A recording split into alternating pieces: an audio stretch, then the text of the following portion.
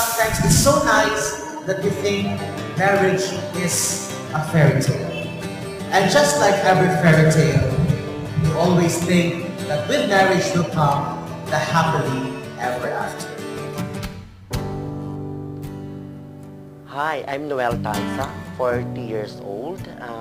Ilado ako in the business as a wedding organizer and a coordinator.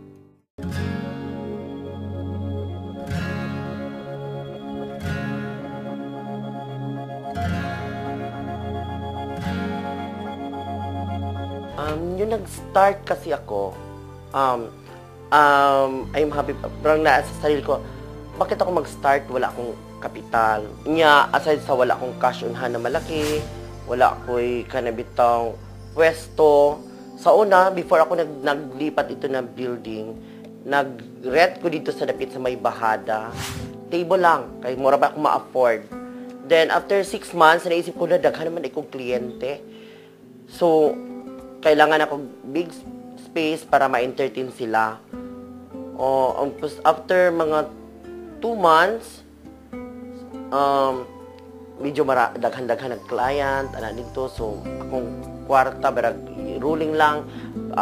Pag may mag-down, bili ka ng gamit, mga nana dito. Kasi di siya na-accumulate, akong mga price na-accumulate man siya for how many years.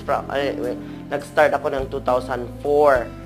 Then, ngayon, 2011 na. So, hindi ko maisip kung how much na yung naging investment ko sa aking mga gamit.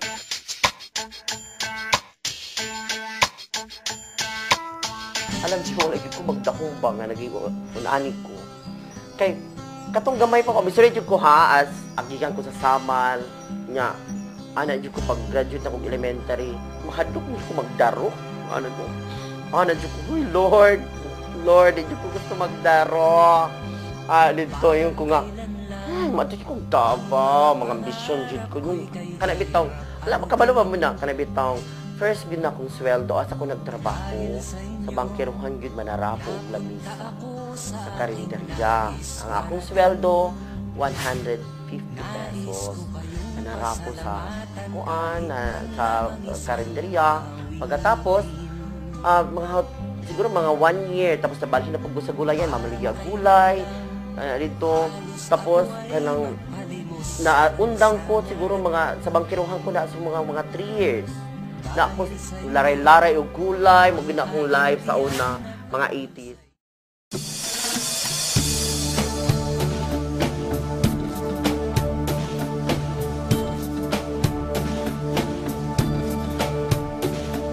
Ngayon ba na, well, successful na yung kasi mong business, no? Parang yung nilaan. Pero sa ako amang good, parang sa akong life, magurang normal na magina. Ako mang good pag once na, kahit maliit na budget or dako og budgets, once na successful ang akong event, parang makaingon dyan ko ay successful na gud ko as organizer. Dito. Pero, every wedding, maghantod karon nag-ano dyan ko nga, every wedding pang good na, basta ako ginaano ako after the weddings, kanang bitong, before ko matulog, unsay nabuhat na ko rong adlaw. Unsa pa'y dapat na ko.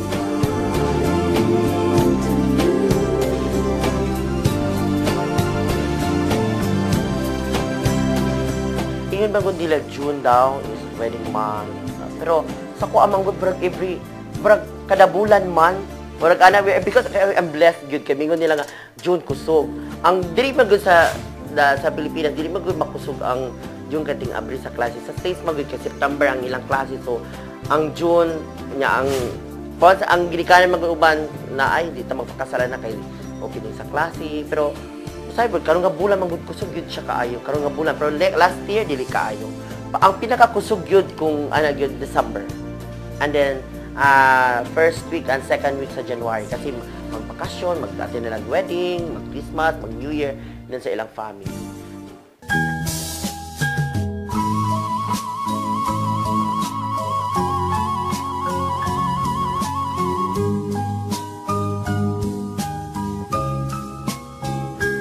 Aging bulan, barang kaingon ko nga, ay Lord, barang ko, mukha ikantsawan lagi ko sa akong mga kaila. Ay Noel ha, barang mo lampas pa ka sa kalendaryo, ibig ang kalendaryo 31 ang pinakataas na barang imo kada adlaw, barang dito, usahay na aging ingon nga mo lampas pa sa kalendaryo of number of weddings sa akong sa kabulan.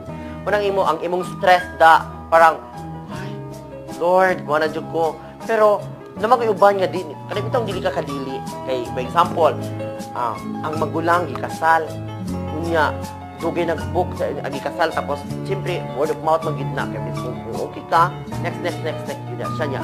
Kung, for example, nakakommit na kay no wedding, tapos mo apot, oy, Noel, ha, dili pwedeng dili ikaw, kaya na rito. Pero before ako commit sa ila, oy, wala, di pa nang anlaw.